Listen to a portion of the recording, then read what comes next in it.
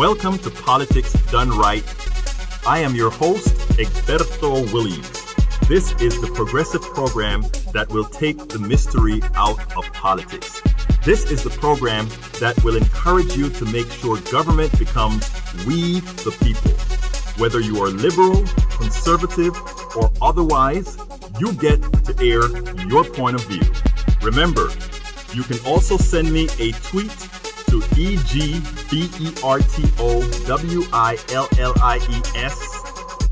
That is, at Egberto Williams. Let us engage. It is politics done right. 1, 2, 3, 4. Well, folks, welcome to one more edition of Politics and Right. I'm Egberto Williams, your host. Thank you so kindly for being a part of the show. We are going to have a great show for you today. But you know what? Before we even get started, I need to tell you guys something. Some good news out of Michigan. Great news out of Michigan. Raw Story reports Michigan Republicans' efforts to curb Democrats' power hits a snag. A Republican-backed bill in Michigan that would have curbed the authority of the incoming Democratic Secretary of State. You know what? The Republicans decided not to put it on their agenda, folks. And let me tell you, when folks tell you that activism doesn't work, when folks tell you that going out there and fighting for what's right does not work, you remember succinctly, you remember distinctly that your activism work. Do not allow anyone to tell you otherwise. Your activism work, and that is what we do. That is what we must continue to do. It is imperative that we do that. We are going to have a great show for you today. But before I go any further, I want to remind everybody listening in right now that it's imperative that you go ahead and share these programs. Please share these programs. Today we're using a new setup, so I'm hoping that the notifications went out as they should with this new program. We are using Restream.io so that we can go to several different venues at the same time. Folks, likewise, I want to remind you that, guess what? You know when a party is cratering. How do you know that? You know a party is cratering when you have members starting to switch from Democratic Party or from the Republican Party to the Democratic Party or vice versa. Well, right now it is. The switch is occurring from the Republican Party to the Democratic Party in Kansas, no less. Kansas GOPers Dinah Sykes and Stephanie Clayton flipped to Democrat because far-right takeover is getting worse. Two Republican lawmakers in Kansas this week aligned themselves with the Democratic Party. Kansas State, think about that, folks. Think about what that really, really means. Representative Dinah Sykes and State Representative Clayton both announced on Wednesday that they were leaving the Republican Party. According to Topeka Capital Journal, I strongly believe elected officials should serve the people they represent, Sykes said in a statement. That belief drove me to run for office. I ran for the Kansas Senate to protect the Kansas quality of life and to bring common sense to Topeka. At the same time, I feel like I can either fight to change the Republican Party or fight for the state I love and the people I serve. I think I can better serve my state and constituents as a member of the Democratic Party. Clayton said that she made her move to the Democratic Party after Republicans failed to increase school funding. Recent moves to support chaos in public policy have caused me concern, Clayton said. Johnson County is the economic engine of the state, and that fuel the engine is education system. I believe that I can better serve through the Democratic Party. Well, she can feel that she can better serve through the Democratic Party. One thing she's going to have to make sure to do is force the Democratic Party to serve. Everybody has got to do that. So what is the title of the show today? We're going to have a lot to discuss a little bit later, but you know, today is the second Wednesday in the month, and we have our special guest. Our permanent contributor is here, but you know what? We are going to come to that in a minute. Life expectancy fallen. The current crop of politicians are killing Americans. I repeat. Life expectancy is falling. The current crop of politicians are killing Americans. The subtitle of the show is that American life expectancy is falling is a medical problem that is caused by the United States healthcare policy. We can solve it now. After Hurricane Harvey devastated Houston, Texas, and other parts of the state, I wrote the article titled Political Malpractice Kills and Should Be Dealt With Accordingly. That was subsequently quoted by Thom Hartmann on his radio show. The idea was if politicians pass policies that knowingly kill people, there should be some penalty greater than failure at the ballot box. In other words, we shouldn't just vote them out. What should really happen then is much, much deeper, much, much more. We currently have a murderous healthcare system for the sole purpose of enriching a few. That should be criminal. Today, we will talk about life expectancy in America. Dr. Anand Bhat, a contributor to Politics Done Right, wrote a prescient article on this subject that will be our blog of the week after our following segment. But before we get into that, our regular contributor, Tamara Shealey, well, she's back with us discussing a topic that I can easily tie to our lousy healthcare system.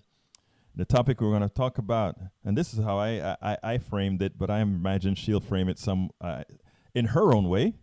Women should be leading the country now that it is clear testosterone has failed. In my opinion, yes, testosterone has failed. And who do we have the honor of being with here again? Tamara Shealey, welcome back. I think this is the fourth time or fifth time that you've been on Politics Done Right as now a permanent contributor going forward. Is that right? Yes, thank you, Egberto. I'm glad to be back. Politics Done Right family. It is, of course, the second Wednesday. I always look forward to this segment with Egberto, and he wanted to talk about testosterone. Well, I don't think that's how you refer to it, right? You know, I don't want to call it testosterone. I like to say maybe male dominance, because I don't want to, I like a balance of power, Egberto. I don't think that we need to have all women, because we tend to be a little catty and chatty, and sometimes we go off the rail. So I kind of want to see there be balance. I don't think the male and the testosterone has totally failed us. I just think it's just a little bit too much of it. How about that? Okay. Oh, you know what? You are almost sounding like you should be a member of the Coffee Party USA, because as it turns out, you are getting very diplomatic. What happened to that wild women liber kind of a position? You know, I think it takes men and women. I think we balance each other, and I think you can't run the world, and neither can we. But I think when we do it together and in harmony, we could run this world, and this world can be a better place. Wasn't there a song that said something like that? Ebony and wait, wasn't there some song? Yes, Egberto. You were actually talking about something in your what you just read. You know, those women, were those women that actually left the Republican Party that are now part of the Democratic Party? Yes, they are. Yeah. Let me ask a question, Alberto. Why do we have to even? Why didn't they not maybe just become independents? Like, why did they even jump over and become Republicans? Why did they? I mean, Democrats. Why did they just become independents? Why did they have to choose a party at all? Well, why don't you tell me why you asked that question? Because I kind of have an idea. There's something behind what you're saying. Yeah, there is. I just think that we need to start thinking beyond party politics, whether that be men or women. I think the party politics sometimes gets us a little, it's polarizing. It has us on either end of the scale, and there's not a lot of room for compromising and being diplomatic and figuring it out. So hearing you talk about them go from Republican to Democrat. I wish they would have just maybe said, I'll be an independent so that I can hear both sides of the coin. Okay, well, let me ask you. Let's get a little bit on your personal side. What do you consider yourself? From a political perspective. Yeah, and that's a great question, Egberto. I think I have a heart of a Democrat, because I feel the heartbeat of the Democratic Party, but I think very strategic. Like Republicans, I think there's always a strategy and a mythology to why they're doing what they're doing. And I think that I'm a little bit of both. I think that I can hear both sides of the aisle, and I can work on both sides of the aisle, and I can figure out how we come to a compromise and how we work together. That's really where I think I am, Egberto.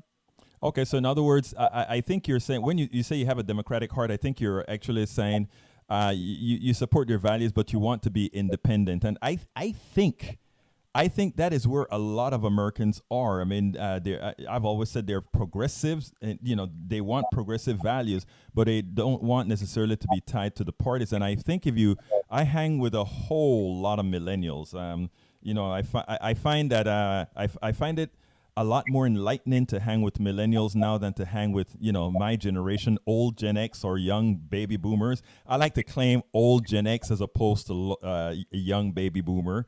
Because what I find is that they have that outlook. They have that outlook that they are not seeing parties. They want to see results, and they are going to vote with whomever they are going to get results for. And that is one of the reasons they were so enthralled with somebody like Bernie Sanders when he came out. Now, is that what you're seeing as well, or? Oh, absolutely. I think the young people are like, I don't think they have any loyalty to any party. I think they want to see change. They want to see this country move forward. And I think they are beyond the party politics. And I see that like with our generation, Egberto, and the older generation, where they're very loyal to the parties and want to toe the party line. But this young generation, absolutely not. I'm totally with you. Now, let me just say that, and for the listeners out there, and I think this is an important thing that we have to, for in the near term, we are still a duopoly. We have two parties. So whether you're independent or whatever you want to call yourself, more than likely you're going to work within the framework of a party. There are not many ways around that. So I mean, you can have the heart of the Democrat, the wish of independence, but ultimately you're going to vote Democrat or Republican. So okay, let's. I think that to watch, for instance, like the governor's race here in Georgia, there was a libertarian candidate on the ballot, and he got a significant amount of votes. Honestly, that would have helped the Democratic Party if they would only listen to the concerns on the other side. Right. So I think people are going to do some different things as we move forward politically in this next upcoming 2020 election. Yeah, I think coalition building is going to be necessary, but let's get back to the topic of women. Okay? Women, yes. Let's get back to the topic of women, and the reason why I want to bring that up is we have the largest cohort of women in Congress right now. We also have a whole locally in Harris County, and I understand that is the truth around the country. A lot of women joining into the fold, something that was dominated by men. Do you think that's a good thing, and what makes it a good thing, if it is? I think it's a good thing where we are politically now, because I think there needs to be a balance of power. As you call it, testosterone, I say male dominance. I think there needs to be more women in leadership and more women that are able to help balance the decision making in this country. I don't think it's easy. I don't think it's smart that men are able to legislate what happens to a woman and with her body. I mean, I don't think you know enough about how our bodies work. You don't live in this body. And I don't think that you should make decisions ultimately that decide how we are, who we are as women and what we can do with our bodies. So I think there absolutely needs to be a balance of power. So I think we're in a good place where we're getting more women elected, and I don't want to see men go away, because like I say, we women, we don't need to do it by ourselves, but men, y'all damn sure don't need to do it by yourselves. Well, I mean, I think that's a good thing. Now the fact that more women vote, the fact that there are more women in the United States itself, don't you think, however, though, that the balance of powers is still way behind, and it's something that women should actively be working to solve? Because like you said, I mean, men can represent women well, but that it's mostly men. Well, okay. Tell me what was that I don't about? think you can represent us well. I think you can represent us as best you can, but you can't represent us well. Okay. Fine. What I was trying to get at, believe it or not, what I was trying to get at was something similar to that. But what I was going to get at is that I think men can represent women well if coached well by women. Okay. But ultimately, why not get the real thing? That's where I was going to go. Yeah, you were just getting there really slow, Egberto. You're trying to justify why you could and you can and you really can't. Ultimately, you can't. So you can do what you can do, but you need women. We need more women in place. We need more women leadership. We need more women at the table. And y'all need to move over. And we need to balance. We need a balance in power. So I'm excited to see all the women that are getting elected. I'm excited to see all the women that have decided to step up and run. We need to support them, all ethnicities, because I think at different ethnic groups, the women come to the table with more like a spice. Like we all have our own, we're all women, but we bring different things that are related to our ethnicity that I think really does balance out well when you are trying to be in these male-dominated environments. Well, and I agree with everything that you said. I mean, you know me long enough to know that I am no longer a chauvinist, but You've been I've converted. abandoned my Central American culture as far as male dominance is concerned, and I've done that decades ago. But decades ago, you know that. Anyhow, but moving forward, as this year goes along, are you going to make sure in the coverage that you give in your own shows, and I want you to tell our folks about the shows that you have planned as we close out in the next several minutes. Tell them about the show and what we're going to do. But are you going to ensure that in judging, because we've already seen the way Nancy Pelosi is being judged is no way close to how Paul Ryan was judged. In other words, every step that she makes is judged differently, more harshly than Thom Ryan. And I want to tell the audience this interesting thing. I think it was the Washington Post came out with an article, right? She had about 6 guys that were up against her, 6 guys that were trying to challenge her leadership.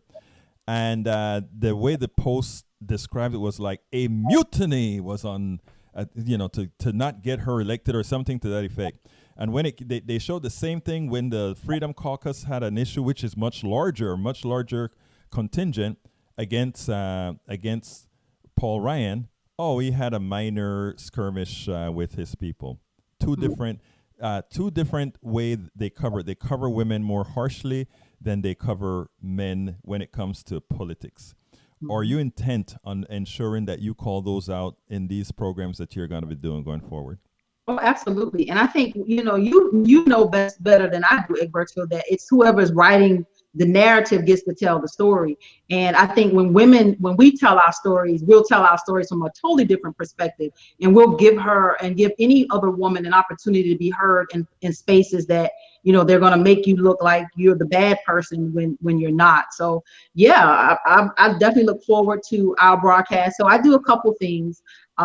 Tamara for Georgia is a broadcast that we started back in May of this year. That we're going to continue on January the 4th. So we will be back every Friday at 11 a.m. where we talk all things Georgia. We have Egberto, you're going to be joining us. We're very excited about that. So Politics Done Right will give us a national perspective. We have a young lady, a Latino woman, Robbie Caban, who talks specific to Atlanta politics. We have David Slavin, who talks racial justice and acknowledging the divide and really calling out our white brothers and sisters to really take the lead on dismantling these systems and working in solidarity with Black and brown people to make this America a better place. So he'll be talking Acknowledge the Divide. And I'll be talking Withhold the Vote, because I am going to be intentional about those legislators who are not doing things that are progressive. And we're going to really start calling them out early enough so we don't have problems at the end where people don't know who these candidates are or these elected officials are who aren't doing the right things. So we're going to start watching and monitoring every bill that comes through the Georgia legislature. So be on the watch for that broadcast. Again, that's Tamara for Georgia. And we have a politics beauty broadcast where we're specifically talking to women. We'll talk politics and we'll talk beauty. Those are the things that most women are very interested in. And it'll be a conversation where we're hoping to build bridges and talk to not just Democratic women, but Republican women, because politics and beauty is a conversation that we can definitely find some synergy in. So that's where we'll be in the new year, Egberto. I mean, I want you to tell a story of that woman, that woman that came into your beauty salon or one of the places that you were one time that told you about. Uh, she told you some story about envying you or envying her. Oh, yeah. So this was a story I told on one of your other broadcasts. So there was a lady, I actually owned a nail salon. I could just tell you the most intimate places for women are either getting their hair done, getting their nails done. I can just tell you, we had conversations from where we cried together, where we laughed together. We tell each other secrets and stories, and you get very, very close and very personal with a lot of your clients. And I had relationships, honestly, with all my clients where we were able to have some great conversations. This was maybe 10 years ago when this lady said to me, how it was an older white woman, and we were close enough to have this kind of conversation, and I didn't feel threatened and she didn't feel threatened, so we could have these real honest dialogues. And she said to me one time how that white women were jealous of Black women. And I just kind of looked at her and smiled, and I said, well, Black women are jealous of white women. So we just kind of looked at each other and realized that, we had more in common than we didn't have in common.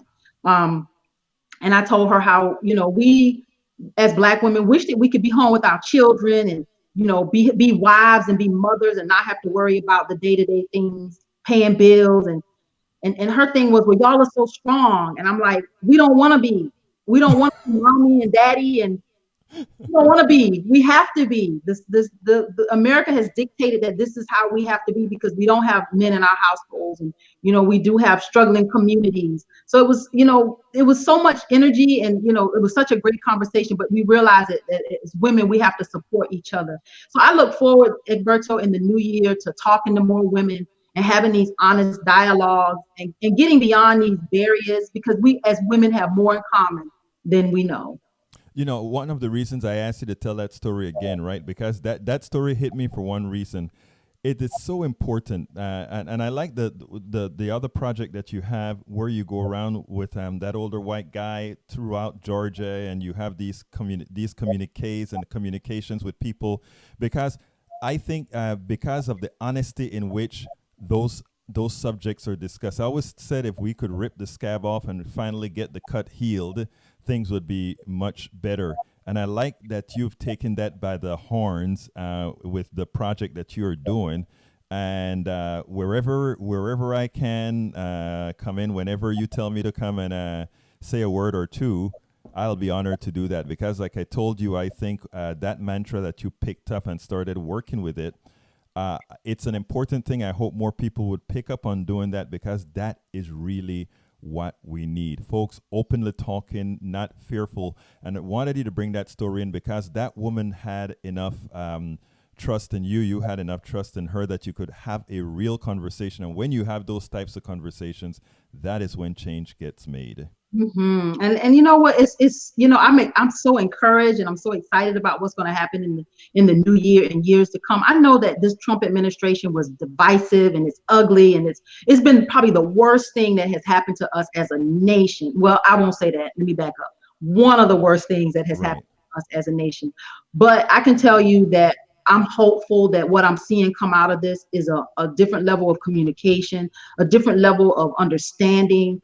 That we are really trying to build some bridges and build them on solid ground this time versus any superficial, anything superficial. I really believe that the encounters that we're having are genuine. Black and white people are having conversations like they've never had before. We're seeing each other. I want to interrupt 1 second. You say black and white. I think there are a lot of people that start culturally, other cultures that start to feel left out when we just say black and white. So I mean, how about light brown, black, and yes, red and yellow, and all having conversations that we wouldn't normally have. But I think so much right here in America right now that Black and brown people and white people have to get past. I think the Latina community and I'm just speaking like very generally, the Asian community, I think they're gonna kind of come on in. But we have so much of a divide between Black and white that I think we'll set a better example if we could get past this first. I hear you. I hear you, and I think, like I said, I think you're doing a good job of that. We need to keep doing that, and we need to keep having those discussions. Tell the folks again about your show before we move on to the next segment. Awesome. So you can find me on Facebook at Tamara Shealey, Instagram, Twitter, everywhere at Tamara Shealey. Again, we have 2 broadcasts. The one that will start resume January 4th is the Tamara for Georgia, where we're going to talk all things Georgia. So Egberto, I appreciate you having me on Politics Done Right. We look forward to having you on our broadcast this coming January, and continue to have these honest dialogues, and so we can all win and America could be a better place for all of us. Well, Mademoiselle Tamara Shealey, thank you so kindly for being with us again. We will do that. And I'm sending out a newsletter today with all the things that we are going to be doing with Politics Done Right in 2019. We have a lot of new stuff in store. And again, Tamara Shealey, she has a whole lot of new stuff getting ready for 2019. So it's going to be a new year. It's going to be what? A what kind of year, Tamara? A Politics Done Right kind of year. How about that? I like that. Have a good one. Thank you so kindly for being with us, Tamara. All right. See you soon. Have a great one now. Take care. Folks, and we continue with Politics Done Right. Remembering what the subject of the show was today, life expectancy. Fallen. The current crop of politicians are killing Americans. And subtitle, that American life expectancy is falling is a medical problem that is caused by the United States healthcare policy. We can solve it now, folks. We can solve it now. And you know, I met a young doctor. I met a young doctor's dad at Starbucks. As you know, I meet all these folks at Starbucks. Starbucks is like this, at least a Starbucks in my community is like a central location where you have all kinds of folks from the community come in. And I mean, you have, I live in a mostly red area, so you have mostly conservatives, the right-wingers, Trumpists, but we have some great dialogues out there. And you know, we just have great dialogues and all of that out there. But this one day, a doctor came in and he just sat down and we spoke and had a great conversation. And he was more on the, at first I thought he was kind of progressive, but later on, as I knew him a little better, it turned out he was fairly conservative.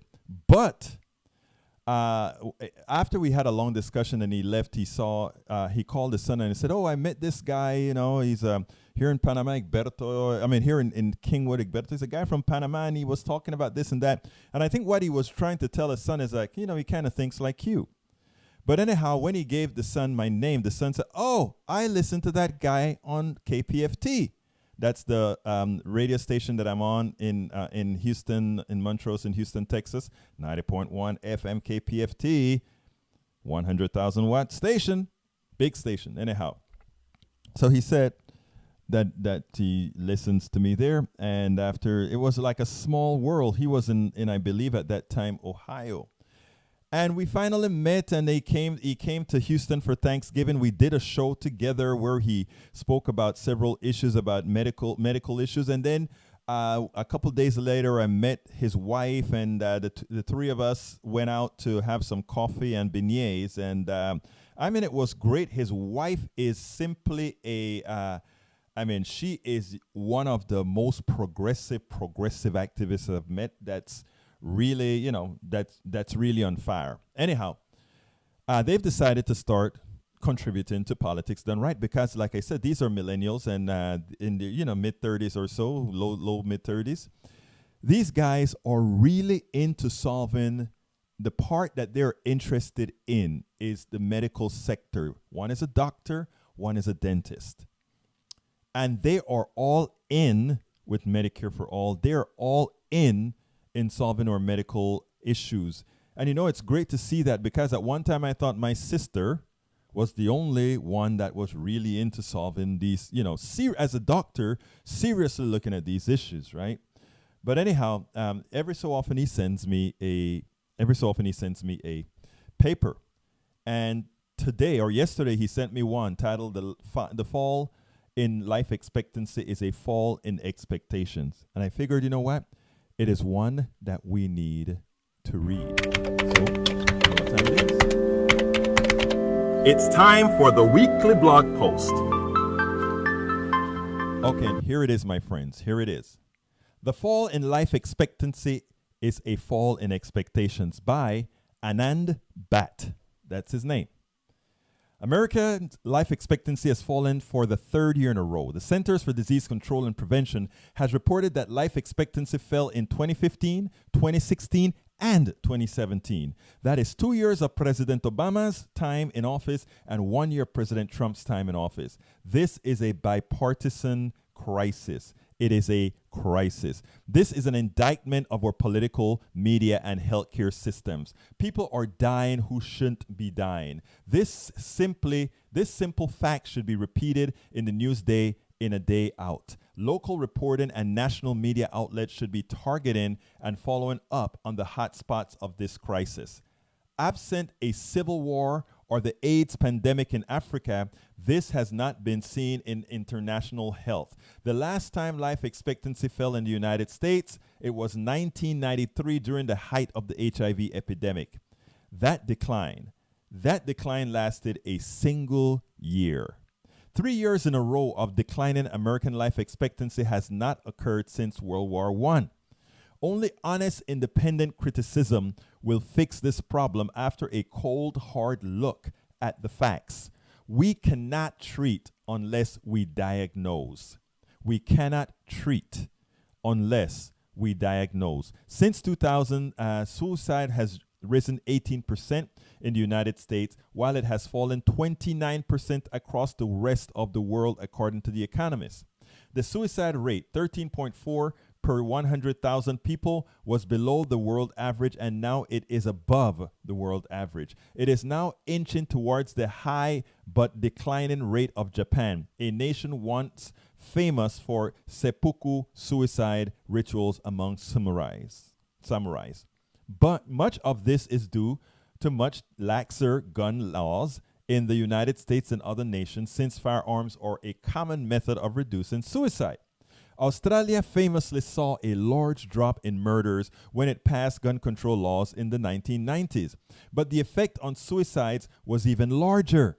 Suicide rates vary between states but are high in states with high gun ownership rates, Alaska, and lower in states with fewer guns, New Jersey.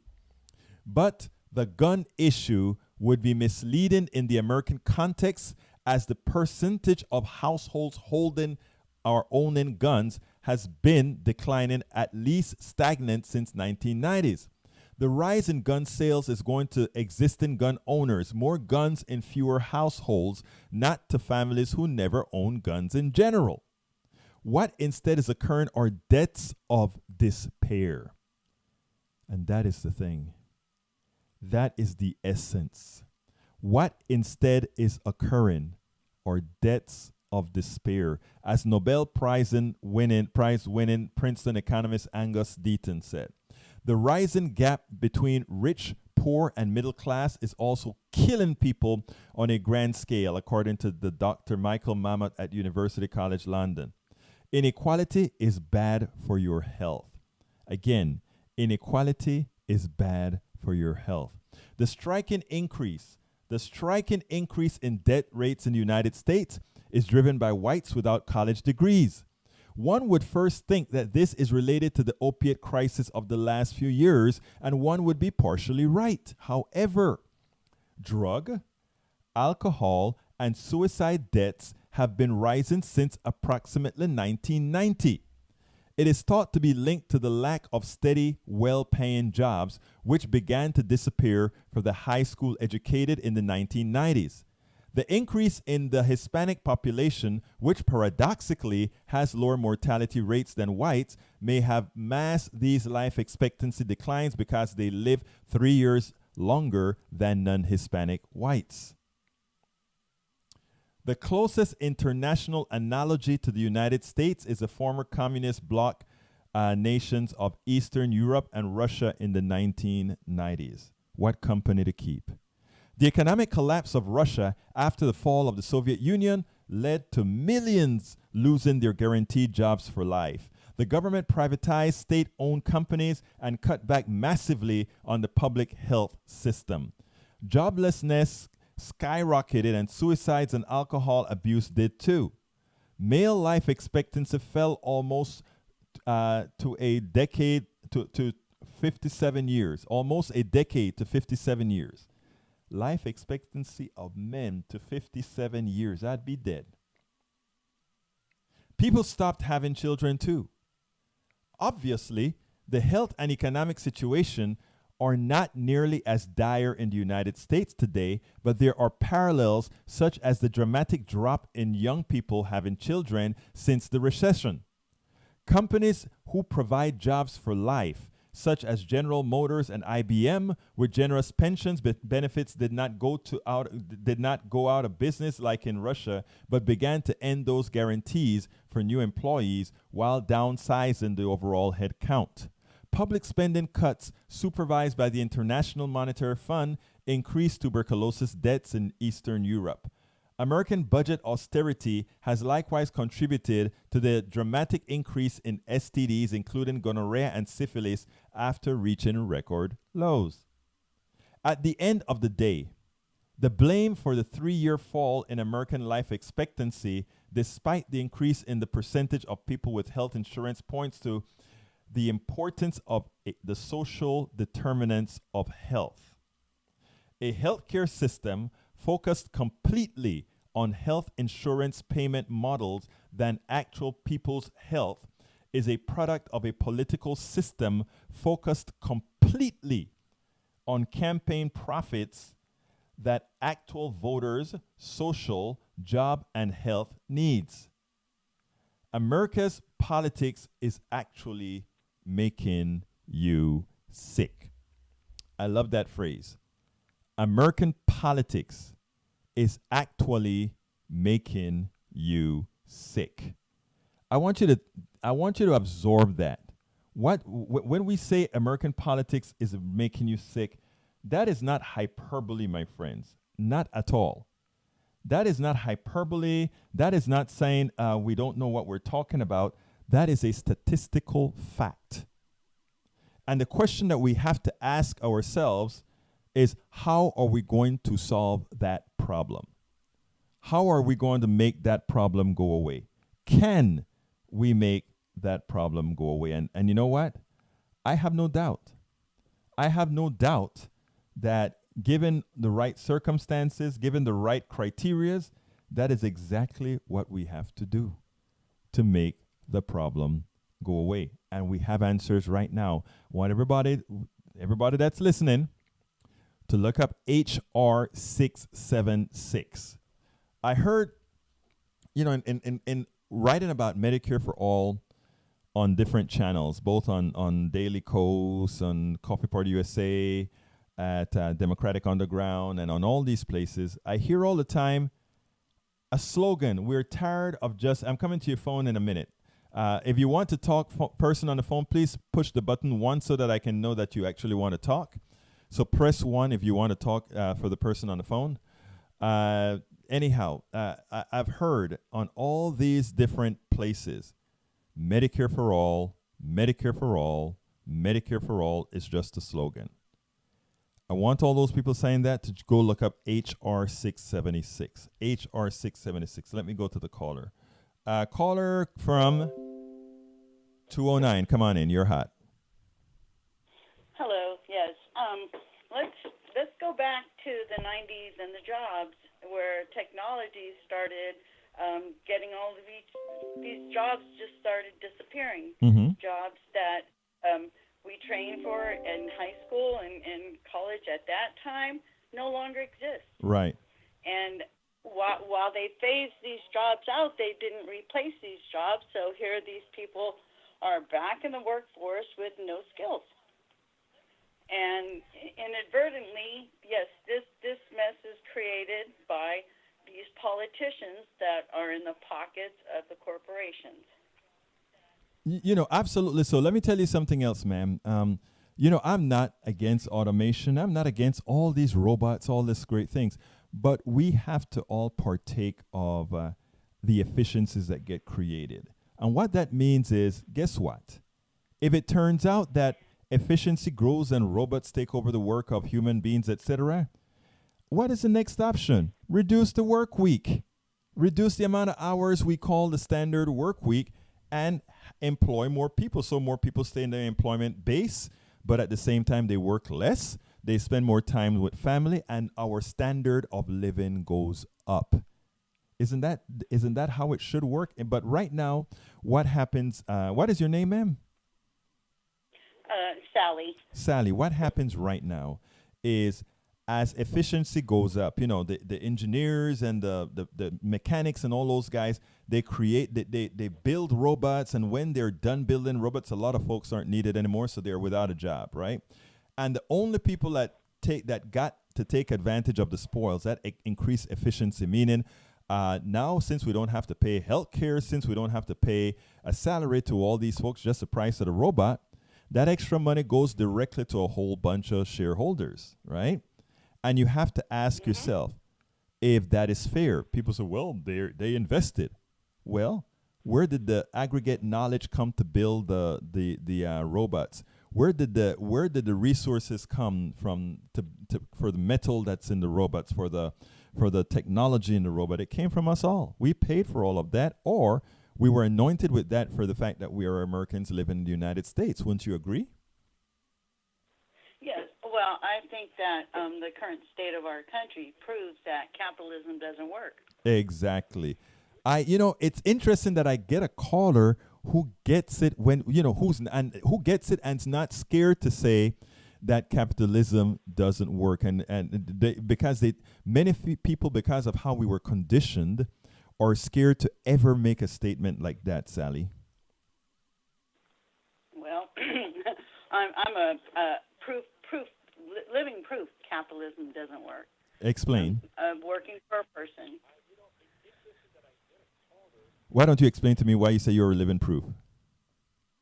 Well, let's see. I graduated from high school in 1979 and married and had children, and went back and got an associate's degree in the late 90s, and cannot really find it where I live in the Central Valley, California, and I only speak English. I can't really find anything of living wage. And that is not unheard of right now. And the truth of the matter is, you should be able to find something of living wage. Now, I think you just said something that I want you to kind of expand on. You just said, and you only speak English. What were you alluding to? Well, there are positions available in my area, but being that I don't speak Spanish, I don't need not apply. Oh, I see. And were those positions that paid more or something, or? Actually, or just positions? No, they're entry level, just positions. Okay. I was trying to get at that. So yeah, I understand. But yeah, look, this country is huge. This country has a lot of demand. We could actually create more demand in this country. Unfortunately, we don't, and that is by design. In other words, if we keep things the way they are, then there will never be pressure on wages. So when you talk about not being able to have a sustainable wage, Sally, what is really happening in our society is that we are keeping wages artificially low. Never in our history could we have ever spoken about a under 4% in unemployment rate where there's no pressure on wages to go up. It makes no sense whatsoever other than we have an economy that's controlled by a few who are manipulating it to ensure that they never have to pay increased wages. And I'm going to expand on this. I'm on the line with you, and I'm on a roll. I work for a global company. I won't state the name. I work at home, and what my company does is pay the minimum wage for whatever state you live in. Mm-hmm. And like I said, they are a global company, and every year they send me a report stating the millions of dollars that they've earned. But since I've worked there, I've received 2 pay increases, one of 25 cents an hour and one of 15 cents an hour.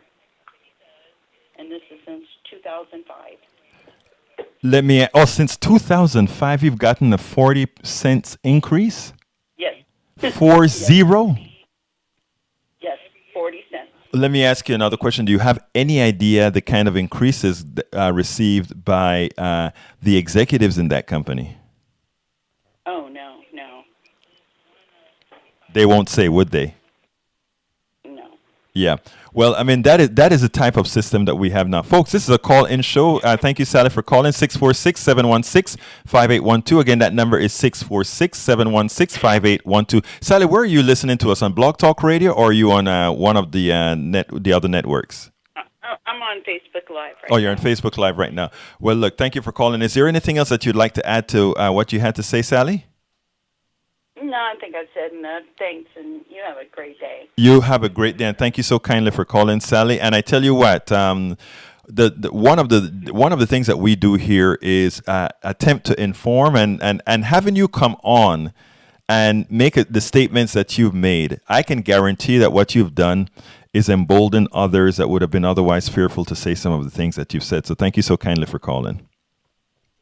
Oh, you're welcome. You have a wonderful day. Okay, folks, that was Sally, and you heard her. I mean, when we speak, there are many times we've written articles on capitalism and the ills of capitalism and what has to be done if any remnants of capitalism is to be saved because of what it has done to the average American citizen. And I find it amazing, right, that most of the folks who want to comment or not, and mostly not refute, but agree, they wouldn't comment on the actual post. Many times, what they would do is they would send me emails, agreeing or adding to it, or maybe you should have said this as well. But the fear is so there to really speak out about the current economic system that we have. And until we get over that, there's going to be no change to that. Folks, the telephone number is 646-716-5812. I just want to tell you that today is the first day that I'm sending out a newsletter today with all the great things that we are going to be doing in the year 2019. We have a lot of changes to Politics Done Right, including multicasting. And today is the first day that we're testing a full show of Politics Done Right multitasking. We're actually on Periscope, Twitch, YouTube, streaming YouTube, Facebook on 3 different pages. But here's the thing, and when you start doing new technologies, or not necessarily new technologies, but using new technologies in your, or different technologies is what I should say, with your programs, there are certain things that you find out rather quickly. Let me give an example. Right now, on Facebook, what we've done is we have 3 channels that we're on. We're on the Coffee Party Network. We're on Politics Done Right page as well, and on a wall. What's interesting now is, whereas before they were all aggregated together, they're actual separate with their own group of folks there. So it's gonna make it difficult when it's time to answer some of the messages and comments that come out there. I am going to go ahead and find if I can see about getting an aggregator for aggregating all the messages together. So until that time, like I said, we're still going through the kinks on this new thing about showing Politics Done Right in real time on 5 different, on Periscope, Twitch, YouTube, and Facebook all at the same time. So we'll work out the kinks in the long run. So all I ask you is to bear with us. Before I go, I have to remind folks that this is not only a call-in show, but this is a progressive show that needs your support. So I'd like to ask those of you who are listening and who have the wherewithal to please go to patreon.com/politicsdoneright. That is patreon.com patreon.com/politics done right, all one word. Again, that is patreon.com/politics done right, spell patreon.com/politics done right. Please subscribe to the show. It is extraordinarily inexpensive to subscribe to the show. And what you're doing really is you're ensuring that we can go out there and continue to promote the progressive message to enlighten and help bring folks into the fold so that we can start getting policies that reflect what we want. The only reason that we don't have policies that reflect what we want is enough people in America are misinformed. And you cannot really sit that back and blame these folks, because this is done very psychologically well. The way these different institutes that program messages are created, they ensure that a good likelihood of their message penetrates the minds of many that are too tired to go do their research, many who the message confirms some of the other misinfo that they may have had otherwise. That is what we are here for. We are here to change the narrative. We are here to change the message. We are here also to keep politicians honest. As you know, we had a big win in 2018. Those politicians that got in there, the lobbyists are already doing their job in trying to convert them into the status quo or into what they want them to do. I want to remind you guys that one of the things that we voted these people in for was Medicare for all. There are already, as Thom Hartmann has reported, institutes out there designed to misinform folks about Medicare for all and how bad it's going to be if that were implemented. And I want to give a warning to older folks right now that are already on Medicare for all. One of the narratives that's going to come out is like, why would America want Medicare for all? Medicare for all has a what is the word that they call? Medicare for all has a big deductible, a 20% deductible. Medicare has a big deductible. Medicare also have a donut hole in the drug prices. The new Medicare for all that we are talking about, single payer Medicare for all, has none of that. There is no charges there's no donut hole, there's no deductible, that 20% deductible. All of that is completely gone. Do not let anyone fool you. Dr. Anand, at some point later on, will come and discuss HR 676 so that we can talk about exactly what it means, what it's going to mean for all of us to have health care. Folks, again, I want to urge you to go to patreon.com, patreon.com/politicsdoneright, and subscribe to our program. Now, those of you who subscribe, you will be at the front seat of How to Make America Utopia. It's a new book that I'm writing. As you all know, I've written a book already. The first book I wrote was called As I See It, Class Warfare, the Only Resort to Right-Wing Doom. You can either go to egbertowillies.com to get that book, or go directly to Amazon and get that book. It is already in print. It's been in print for a while now. It's valid. And so much, you listen to what's going on right now, so much of this book is still it's sad. It's sad to see that so much in here has not yet changed. And the new book that we're writing, How to Make America Utopia, I write it one chapter at a time. I have the first chapter out. The second chapter, I'm still working on it. It's about indoctrination, and that comes out anytime now. I'm working on the last several pages of that chapter. Those of you who subscribe can read that chapter right away. Like I tell you, we have a group for this book. It's the How to Make America Utopia Facebook group. You can talk and put whatever. If you have ideas for things that you'd like to see in a book like this, if I take you up on that idea, I will, and with your permission, of course, I will cite you in the book. And you know the book is going to be sold all over, so you'll be cited in a book nationally, internationally.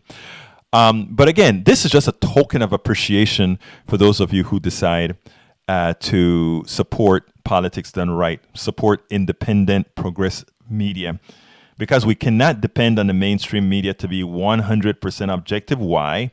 Because again, they have advertisers that some of their messages would be in conflict with, and they cannot really risk that many times. Now, we don't have that, because our only loyalty is with you, our subscribers, our viewers, our listeners. So if you have the wherewithal and you have the ability to do so, please subscribe to Politics Done Right. And, later on, I'm sending out a newsletter that's going to talk about all the new things that we're going to be doing in 2019. We are hoping to expand, but we're also, for our subscribers, we're also going to have, look up zoom.us. We're going to have chats where we sit, where several times a month, maybe 2-3 times a month, we'll have chats where you can join in, and all of us with our computer and camera talked among each other for those who want to just get into a session and talk about things that we should be talking about. Enlighten, we'll sit down and discuss virtually the issues of the day, issues that you want to talk about. Some of them may just turn into a blog. Some of them will turn in, you may give an idea that we should cover on the program. All of that we're going to have as teasers for our members, for those who subscribe to Politics Done Right. Because what we're trying to do here is not only create a family, but create a community, the Politics Done Right community. And in this community, we want to do exactly that, politics right. And we are going to make, how should I say that? Our goal is going to be to change people one person at a time. And when I say change, I don't mean change their values, or I mean have them vote their interests one at a time. So please, again, go to patreon.com, patreon.com/politics done right. Come into the fold. And again, as an appreciation, you'll get to be the first ones to read How to Make America Utopia chapters as I release them. You'll be able to look at them right away. And anybody who wants a bumper sticker, we have a whole bunch. I should have that on the desk so I could show you the bumper stickers. But anyone who wants a bumper sticker as well can have one. So there's a lot that we have coming up for 2019, and the newsletter comes out tonight. I'll be sending that newsletter tonight. If you want to get it and you're not already on our mailing list, just send me your email to info@politicsdoneright.com. That's info@politicsdoneright.com, and we'll add you to the list to get the newsletter. We are at the end of the show right now, my friends. I thank you so kindly for listening. We can't do this without you at all. We simply cannot do this without you. We must build our community. Let's build our community, and let's really be part of the change agents. We can do it. Like I've always said, we can do it. My name is Egberto Willies. This is Politics Done Right. And guess what? I am out.